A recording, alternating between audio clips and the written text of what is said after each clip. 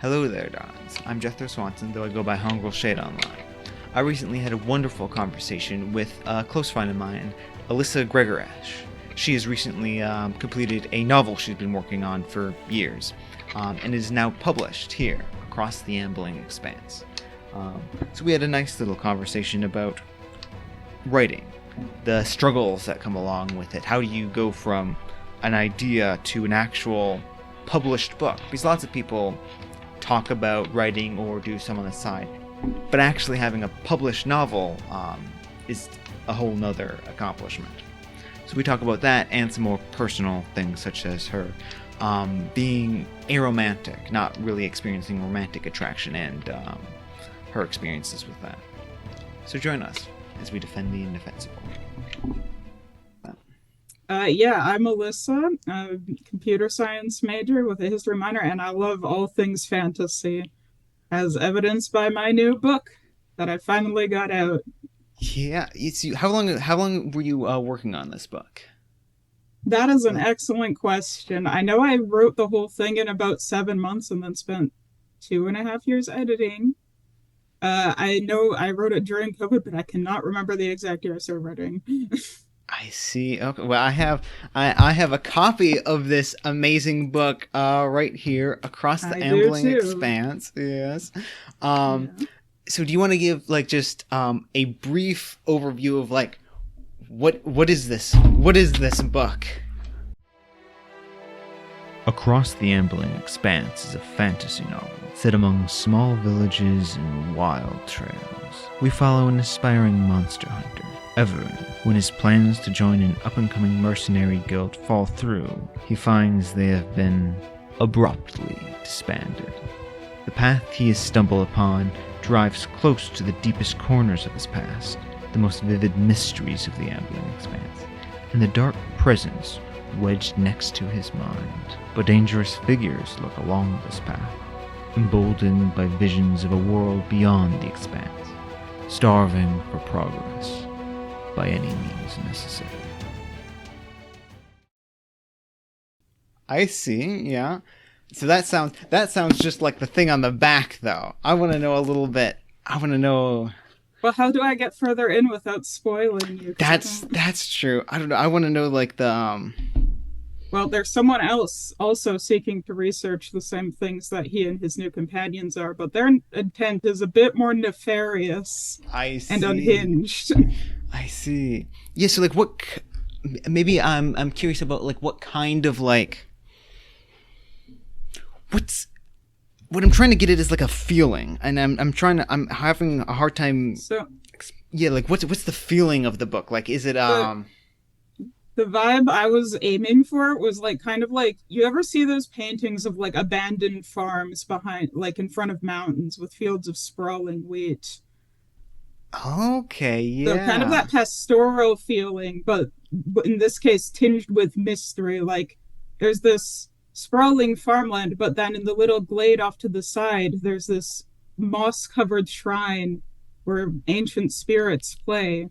Okay, so it's a little bit of almost exploration?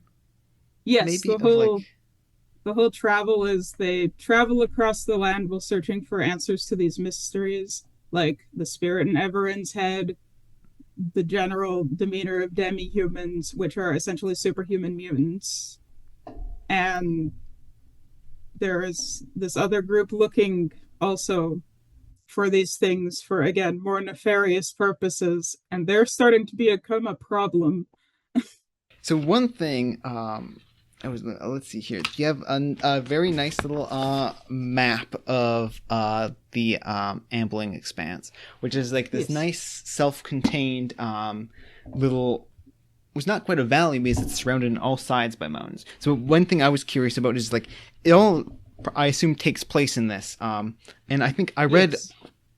Was it on the back that I read it, or maybe it was some of the first pages but it was it gave me the impression that everyone here stays in the Ambling Expanse, they don't go outside this. Yes, they all stay in the Expanse. They don't have the technology to survive a trip through the mountains. They assume that they came from people outside the Expanse who are maybe slightly more advanced, who who did traverse in but couldn't get back out. And that's the plot does sort of hinge on this with one of the villain's motivations, because he looks at these old pictures of the people from beyond the expanse and he is motivated by these. He likes what he sees.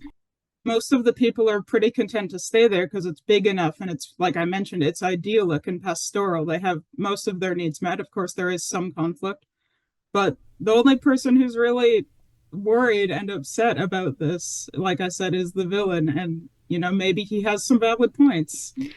I see. So what made you want to like write this? Like what motivated you to be like, I'm gonna write this whole book?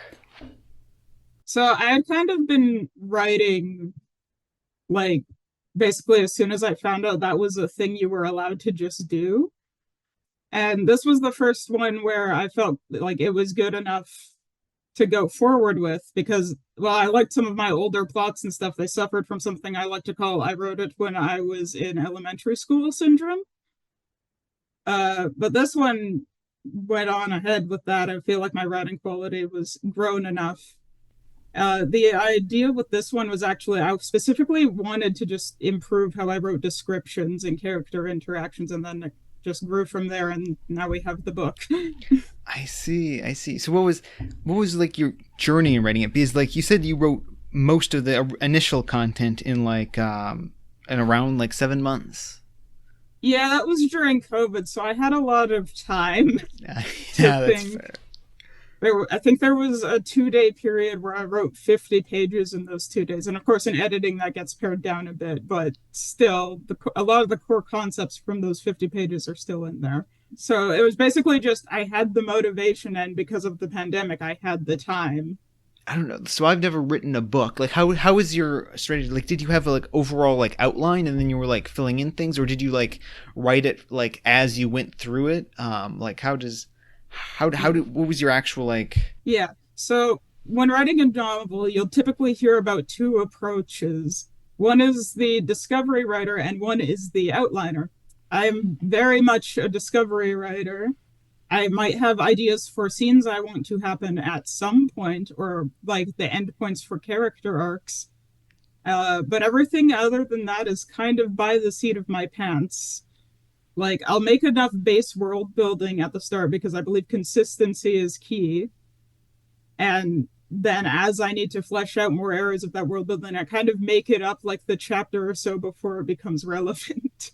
And then make sure that's consistent with everything else I have already had, or go back and, make it consistent. Okay, yeah, and I guess that might play into why you had like the 2 years of like editing afterwards. Is I assume this kind of strategy leads to an easier time doing the initial writing, but a little bit more work in the editing process later. Yeah, I think despite that, most of the core story was still there because I wasn't completely by the seat of my pants. I did have ideas for what I wanted to end up happening and where things would end. It was kind of the middle. It's. And so, did you have any problems like actually writing the initial content of it? Like, because I feel like some people get into like writer's blocks where they like don't know what they need to do next to like move the story forward, or how they want stuff to progress in a good way or stuff. Like, did you have any of that kind of thing? There's kind of two solutions for when you hit a wall like that, I found, or well, three solutions. One solution is to just walk away and come back later, maybe a fresh set of eyes sort of deal. Another is if you've been typing away and you just suddenly hit like you say you're in a fight and your character gets cornered and you cannot think of a viable way to get them out of that corner, then just go back like 3 sentences and rewrite it, and you'll probably have backed out of that corner. In terms of like larger things, as in, oh, what plot beat do I want to have next? Because I kind of had that freeform approach, it's like, oh, well, I need something to happen here. We haven't seen anything from this plot line for a little bit, so let's slot in the next step. Okay, yeah. So you can work with all your webs of different like plots and stuff that are all going on to weave them in there. And what did the editing entail besides like just spelling and like stuff like that? What other like? So that was me, and my mom is also a self-published author, and she is even better with the grammar stuff than I am. Like, she is amazing with the grammar stuff. And I think mostly when you're writing a book yourself or doing any project yourself, you can kind of get tunnel vision because you know what you mean. But having another person read it, they'll catch all sorts of ambiguities that you might not have because, you knew which version of this word you meant, or you knew what this character's tone was actually supposed to be. And then other bits was just like, as I was writing, part of the discovery writing, say this character, as I wrote them, turned out to have this character trait more or less pronounced. I could go back and make it consistent. And then, of course, you got all the spelling and grammar errors, which undoubtedly there are still some in the book, but I think we got most of them. Oh, at least the glaring ones, hopefully. Yeah, I see. Because like I feel like I knew you for like I think a lot of the editing portion. So like actually like hearing and seeing you like actually going through and like slowly working your way through it to like actually craft it into like a final product was really cool. So I guess now I want to jump into because you mentioned how your mother's like a self-published author. I want to know like maybe like what was your like just upbringing like? Just like I want to know like just basic childhood and stuff that brought you to this point.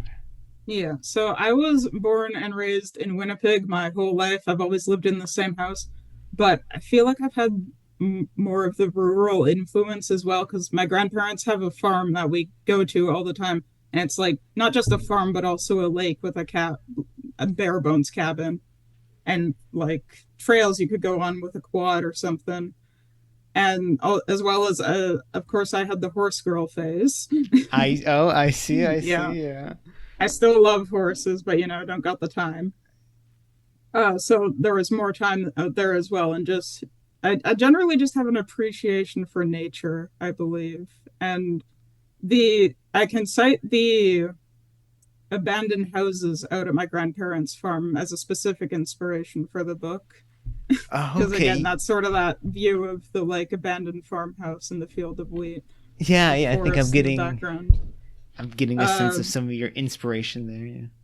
And on a related note, there is a printed mural in my basement that has been there since before I was born, I believe, or if it was put there, it was when I was very young. That is of like, I believe it's the Teton Mountain Range in Wyoming at sunset in front, like with again, an abandoned farmhouse out front. And I feel that was like my number one inspiration. That's what I pictured in my head when I was starting this. That's interesting. A book that was initially inspired by an old painting in your basement. And I didn't even know that, like, what mountain range it was. I thought it might have just been fictional or photoshopped until after I was already done writing the book. And I happened to get a book about mountains that had the same picture in it that finally gave a name to the range. So I was excited when I found that. On the topic of like writing and stuff, because you said you like as soon as you like realized that anyone could just like write things, you started kind of doing that. So yeah. I assume your mother was probably a pretty big influence in that because she was like an author and stuff. Well, I think I might have, when I was younger, I might have heard she was an author, but I believe she started publishing some of her old books when I was around grade 5 or such. I remember my earliest writing experiences being, I believe in grade 3. You know how you always have like reading hour or whatever, right? Yeah. Well, our teacher let us you could choose between reading, drawing, or writing. And almost all my friends chose drawing, which I did sometimes too. Really latched onto the writing. I loved writing these stupid little stories that just meandered without a point. I see. Yeah, so it was just like in your blood almost. Yeah. It's cool that you like actually you have a book that's published because I feel like a lot of people they want to write books and stuff and maybe they'll even start doing something but it'll never actually go the distance. Besides like just your like I don't know, like general love of like writing and stuff. Do you feel like there's any like, what's the key to actually like getting a book like published? Like actually like getting to the end where you have a finished like product. Because I feel like that's something that a lot of people like struggle with of like actually following through. Like how did you do it? Yeah, good question. my motivation for getting published actually was purely I don't care about selling any copies. I just wanted to hold this and like feel it and be like, hey, here's a thing I made. Um, as for like sitting through the process, basically, I mean, there's been some stories where like I started and I never finished them just because I wasn't feeling the vibe for whatever reason. And with this one, and I guess the other ones I wrote when I was younger, I guess I just kept feeling it, you know. I could keep seeing where the plot was gonna go. I could see where what I was building towards, and that sort of motivated me, I guess. I'd say it was like purely intrinsic motivation rather Okay. than like, oh, I want to finish a book. It was like, I like this thing. I'm going to make this thing longer. And oh look, the thing's done. Yeah, yeah, just like a project of extreme passion, I guess. I want to know, like, all right, so you've got one book now. So what's I next? I'm definitely interested in writing more, even if it's only to make the voices stop. Uh, as for content, I'm kind of exploring around right now. I've tossed around a few ideas. I would be interested in going back to the Ambling Expanse and maybe writing something that happens a few years later to see how the events of this book impacted the setting. But I don't really have anything concrete, and I think before that I'd want to try a different genre or a different subgenre of fantasy just to spice things up. Oh, okay, yeah. So what kind of other genres were you thinking? Because like what? Yeah, why did you choose just like as well? Why did you choose like fantasy for this one? Why not like Uh, I I've, don't I've know? kind of just liked fantasy. At the time, I was on a Dungeons and Dragons kick. I was playing a lot of a video game called Wildermyth, which has sort of a similar vibe, but they go a bit more extreme with some of their stuff in terms of magic and dimensional weirdness. Okay, yeah, yeah. But it's still got the vibe of like sunset over a small village. So yeah, I think that was also a big inspiration. And like I said, I like the abandoned farmhouses. That kind of fits in well with fantasy. See, I know I'm a huge fantasy nerd as well. As you know, I have actually you can kind of see it down over there, various Dungeons and Dragons boxes and stuff, Oh, and you nice. can't see it on the floor, but I have a bunch of like metal armor and other stuff for LARP Oh, background that's very nicely cut off. But yeah, so what other genres were you thinking about? Maybe going into like are you gonna do like a science fiction like crime cyber detective book perhaps? so funny story. Before I like wrote and settled on at the Embling Expanse, I actually did get, I believe, like 130 pages into a sci-fi book, and it was I kind of just ended up dropping it because I couldn't think of where the plot was going, really. It was sort of just meandering, and the character interactions were fine, but it wasn't really like, it was sort of, I know where the story starts, but where is it going to end sort of deal. Okay, yeah, there wasn't like a clear direction or something. Yeah. Okay, yeah, that's And fair. for as for other genres, I think I wrote maybe like 40 pages or so of like a fantasy western, not in the standard fantasy western, but like high fantasy western. Okay, so yeah, like wizards and cowboys. Interesting. Yeah, that Wizard. sort of deal. Like fantasy races and the world being, I believe it was in a constant, like always dusk. And then when the sun came out, you had to get shelter. I dropped that one because I didn't have so many things in the middle planned, if that makes sense. Like, it's like, I know how the story starts and I know how it ends, but I can't really think of anything interesting to go in the middle. Yeah, yeah, there And I has think to I be. worried that some of the world details would be too hard to explain in a reasonable manner. I feel like I could go back and rework it, but for now, it's on the maybe list. Yeah, besides writing, then I know that you were also doing some game development because like we're talking all about you're like writing books and stuff, but you're actually getting a degree in computer science, which is not really have much to do with literature. I don't think. I Not imagine. typically, no. Yeah, no, I feel like most of the people in computer science hate writing any kinds of papers or anything. So like, I'm actually yeah no I'm really curious about this line then. First of all, let's take a step back then. Why computer science? I like coding. It's like in writing lets you express yourself, but so does coding, especially in the terms of video games. It's like if I like storytelling, if I want a linear story, I'll write a book. If I want an interactive story, I'll make a game. And also, I Ah, really like video games. yeah, you know that's really And I find the act of coding itself, it's kind of like puzzle solving. It's a fun thought and great. Maybe not so much when you're on a tight deadline, but yeah, no, yeah, I feel like that's part of the reason I like coding too is some of the problem solving of like I think is definitely very enjoyable. I believe you were coding some kind of video game with your mother as well, right? Is that yep, we are. The game is almost done. We're working on the credit scene right now and the Where Are They Now scenes. So once that's done, that means we are halfway done because you know how game development goes or any uh development.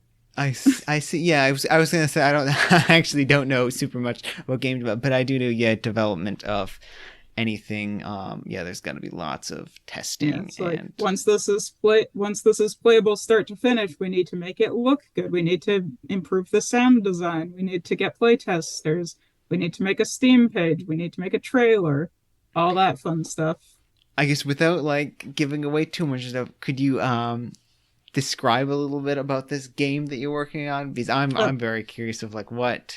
yeah, the game is called Cat Crazy, and there are two main aspects of Cat Crazy. One is helping cats out of their various situations. That could be returning them to their owners, or maybe helping them. Mostly it's returning to their owners in different ways, or you have an older cat who doesn't like their new owner. And you do this because your character starts the game by tripping down some stairs and learning to talk to cats. And the other half of the game is around solving the town mystery. There was this sort of, if you've ever heard of like Legend of Oak Island, I believe it's called, where there's like this treasure that people have rumored around, but never really found that has cryptic clues leading up to it. So you're also trying to solve that. So you're looking for clues and you're helping cats, and these cats are helping you find these clues because maybe they're in places that only cats can reach. It's a very like chill game. There's no combat or anything. There's lots of dialogue. We tried to add lots of small touches like extra dialogue, some random scenes you can stumble across, that sort of deal. Okay, yeah, yeah, just to like fill out the world a little bit more. What do you feel like your future holds then? Of like, yeah, you like a very chill life. That was something that kind of struck me about you was that your kind of like almost dream was just kind of like live alone with some cats and stuff. Kind of Yeah, I doing just your want own. to support me, my cat, and my writing and the game development if that's what I want.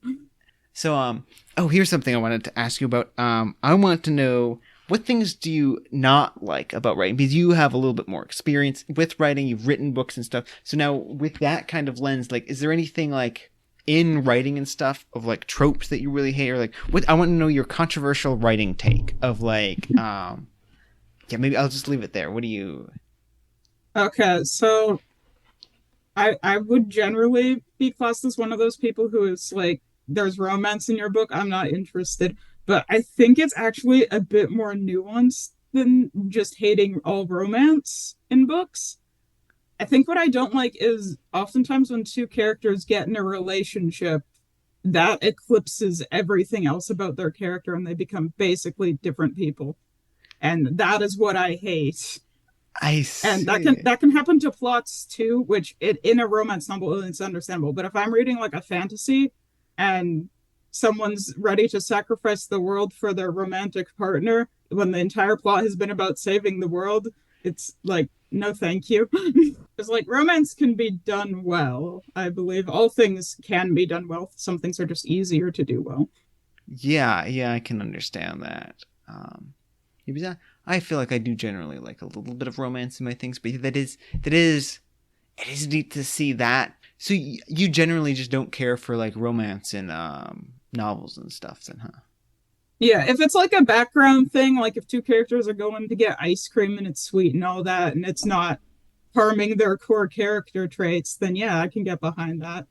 But if so and so and other so and so are these two well-established characters, but as soon as they're in a room together, they start acting like love-struck fools with no other character traits. That's sort of where my main problem lies. I see. I see. I feel like that's cool because I feel like that's how humans kind of are. Actually, I feel like Yeah, that in my I should probably mention I kind of come at romance from like the outsider perspective because I don't date. I have no interest in that. Pretty sure I'm a romantic. So it's kind of like an objective thing where it's like, why are you trashing your plot like this? I like these character traits. I don't understand this. You could have enriched their relationship, but instead it's a wrecking ball.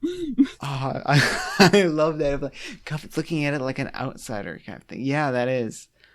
Yeah, I like you probably haven't gotten far enough in Across the Ambling Expanse, but there are two characters who are married, and I think they come off as pretty good and wholesomely married. But every interaction between them, I'm just like, yes, this is probably how a loving couple would act. We will add two implications that they're more flirty off screen. I see. Ooh, I'm interested to get to that point and see what it actually. Well, it's pretty minor, so don't bank on it. Oh, okay. It'll still be a neat little thing there though. Are there any things you really like in literature, by the way? Like, are there any like things that you really wish there would be more of?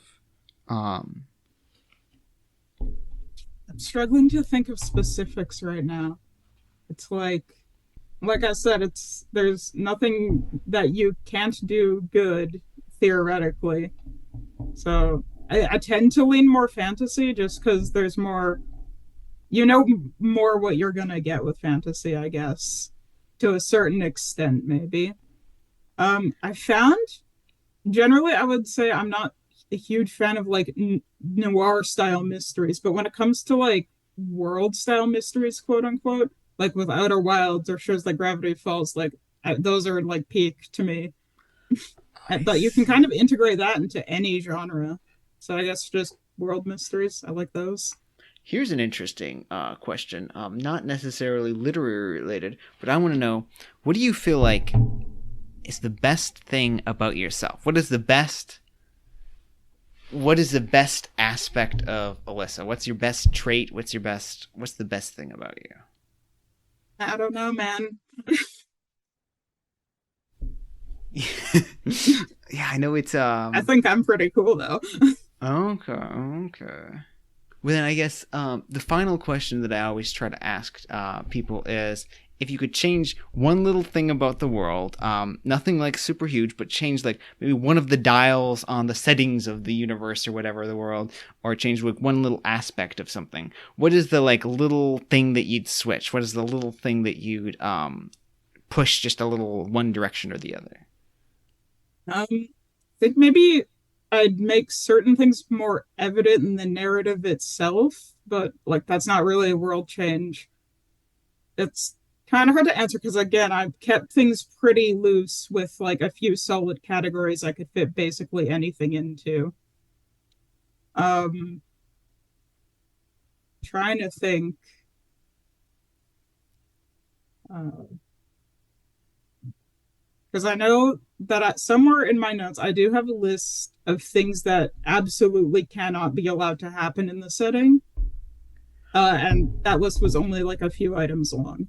Okay. So technically speaking, if I wanted to suddenly up the technology level in a sequel, I could just have them discover like a ruin that no one had seen yet. That was like, oh, the people who built this were more advanced. Look, they have this or that technology. It would be a bit weird if they had laser rifles, Yeah, yeah, classic type of thing. Interesting. I Oh, think it's pretty flexible setting wise. I see. That makes sense. However, that was not the question that I was trying to ask you. Huh.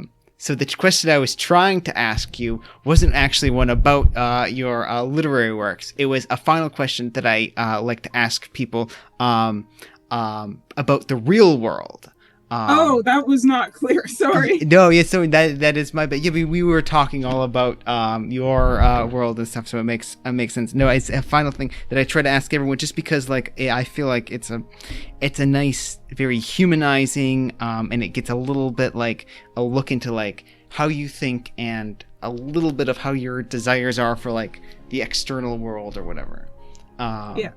All right. Sorry. Yeah. No. No. It's all good. So, what for the real world? What is your little tweak that you're making? Well, let's just turn down the dial a bit on like innate human greed. Let's see what that does. Interesting. Just a little bit less greedy. That would maybe a little more than a little, but you said a little. So yeah. You can't do. Okay, alternatively, you could up desire to cooperate, but greed might get in the way of that. I see. Yeah. So just a little bit less greed. That would be that would be nice if people were just a little bit more like willing to like share and didn't care as much about taking. Yeah, because a lot of bad things, if you trace it back far enough, somewhere along the line you're gonna run into greed. Yeah. I feel like that is, at least in like narrative shows and stuff, that's always the trope, right? It's always like humans, they just wanted a little bit too much. They went just a little bit too far. They could have had it so good, and then they pushed. Whether that be like power or territory or resources or good old money. Yeah.